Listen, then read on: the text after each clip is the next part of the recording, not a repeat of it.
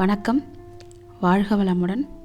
இன்றைக்கி நம்ம வீடியோவில் மீன் முட்டை ஆம்லெட் தான் பார்க்க போகிறோம்.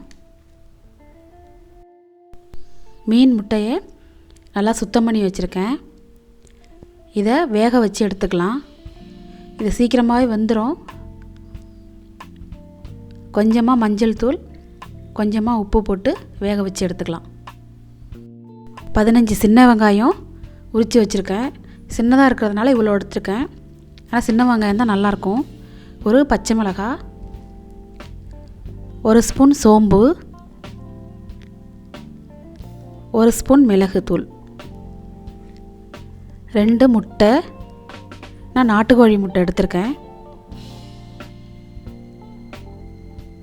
இது எல்லாத்தையும் சாப்பரில் போட்டு நல்லா மிக்ஸ் பண்ணிக்கலாம்.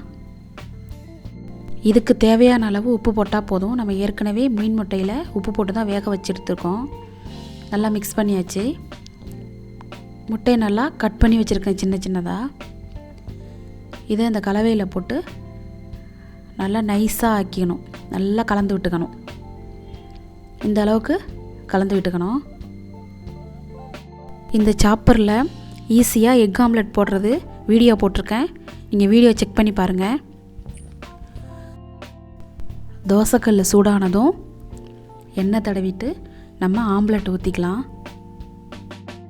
சில பேர் குழம்புல போடுவாங்க, சில பேர் தூக்கி போட்டுருவாங்க. அப்படி குழம்புல போட்டால் கூட அது பிடிக்காது. இது போல் நீங்கள் செஞ்சு சாப்பிட்லாம். சுத்தமாக அந்த கவிச்சி ஸ்மெல்லே இருக்காது. இந்த முட்டை போட்டிருக்கோங்கிற கவிச்சி ஸ்மெல்லே இருக்காது. கண்டிப்பாக ட்ரை பண்ணி பாருங்கள். டேஸ்ட்டு சூப்பராக இருக்கும். இப்போ திருப்பி போட்டுக்கலாம். ஒரு பக்கம் வெந்துருச்சு.